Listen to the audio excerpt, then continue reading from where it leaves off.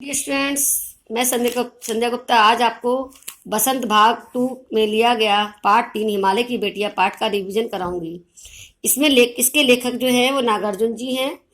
आइए इस पाठ को हम शुरू करते हैं, जो कि हिमालय पर्वत के बारे में है और उसकी बेटियों के बारे में है। तो आपने हिमालय पर्वत को तो ज़रूर देखा होगा। कभी कभी जब आप घूमने जाते हैं तो वहाँ पर हिल स्टेशन, तो वहाँ पे आपको हिमालय के पर्वत की ये चोटियाँ जरूर दिखाई देती होंगी। बच्चों, शीर्षक को पढ़कर आपके मन में प्रश्न ये उठता होगा कि हिमालय तो पर्वत है, उसकी बेटियां कहाँ से आ गईं। तो यहाँ पर आपको बता दूं, लेखक ने हिमालय पर्वत का मानवीकरण किया है। एक मानवीकरण एक मानव की भांति उनका उसका मानवीकरण किया गया है और उससे निकलने वाली नदियों को उसकी बेटी माना है। इस पाठ में लेखक ने उस असीम प्यार को बतलाया है जो कि हिमालय और उसकी बेटियों के बीच में है। अब हम आगे पाठ को शुरुआत करते हैं। सबसे पहले लेखक ये लिखते हैं कि जब उन्होंने हिमालय पर्वत की नदियों को मैदानी हिस्सों में बहते हुए देखा तो वहाँ वह उन्हें कैसी लगती थी। किसी सम्राट महिला की तरह लगती थी, जैसे कोई महिला जो बहुत ही अधिक सुशील और बहुत ही पोलाइट है। क्योंकि कैसी बहती है, मैदानी हिस्सों में नदियाँ एकदम शांति से बहती रहती हैं, तो इसलिए वे इन नदियों को में जब स्नान करते हैं तो उन्हें ऐसा लगता है जैसे वे अपनी माँ, अपनी दादी और अपनी बुआ की गोदी में बैठे हुए हैं। यानी इन नदियों को देखकर उन्हें उनके मन में ऐसा भाव आता है जैसे वे अपनी माँ, दादी और बुआ की गोद में बैठे हुए हैं। लेकिन क्या हुआ, जब एक बार लेखक हिमालय की यात्रा पर गए तो लेखक ने इन नदियों का अलग ही रूप देखा। मैदानी मैदानी भागों में शांति से बहने वाली मैदानी भागों में शांति से बहने वाली ये नदियाँ कैसी चंचल हैं और बहुत जोरों से बेग से बहती हुई देखने में आती हैं।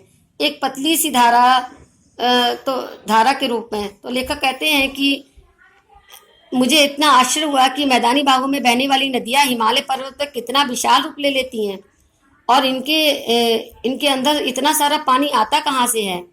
ये बात भी लेखक को आश्चर्य में डाल देती है। लेखक कहता है कि जब ये नदियाँ हिमालय पर्वत की गोद में होती हैं तो वे अपनी बालावस्था में, अर्थात अपने छोटे बच्चे की तरह, जैसे छोटे छोटे बच्चे शरारत करते हैं, ऐसे ही वे नदियाँ भी हिमालय के आंचल में अपनी बाल लीलाओं को करती हुई आगे बढ़ती हैं।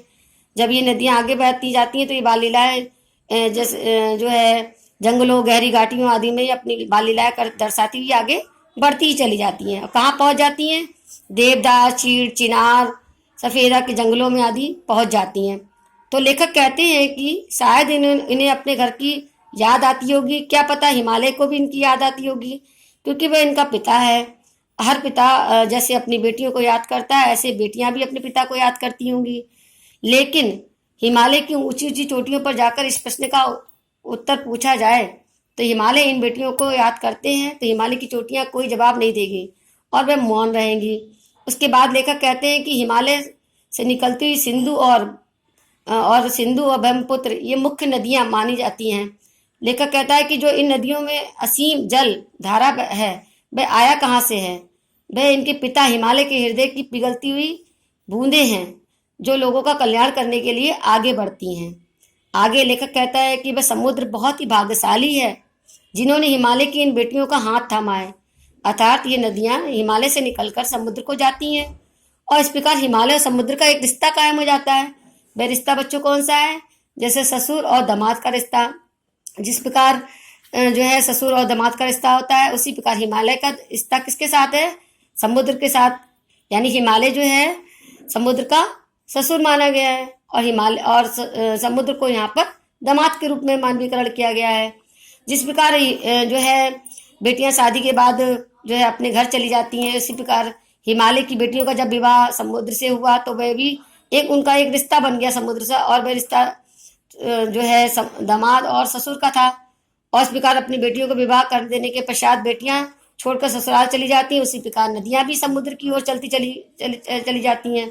तब आगे लेखक कहते हैं कि नदियों का मानवीकरण आज के समय से नहीं चल रहा है, बल्कि इससे पहले भी कवियों के प्रकृति चिन्हों का कई लेखकों ने कवियों ने मानवीकरण किया है।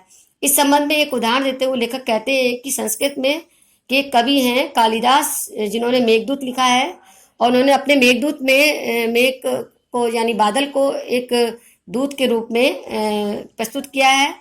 जिसके अंतर्गत यक्ष जो है मेघ को अपना दूत बनाकर अपनी प्रेयसी के पास अपना प्रेम संदेश भेजता है और कहता है कि जब तुम मेरा संदेश लेकर जाना तो जिस रास्ते से तुम जाओगे उस रास्ते में बेतरा नदी पड़ेगी, तो रास्ते में अपने प्रेम की प्रतीक बूंदों को जरूर झलका देना। आगे काका कालकर कहते हैं कि हम नदियों को लोग माता ही क्यों कहते हैं, हम इन्हें बेटियों के रूप में भी तो देख सकते हैं, हम इन्हें प्रेयसी के रूप में भी तो देख सकते हैं। और सबसे अच्छा उदाहरण उन्होंने बहन का दिया है कि हम इन्हें बहन के रूप में भी तो देख सकते हैं।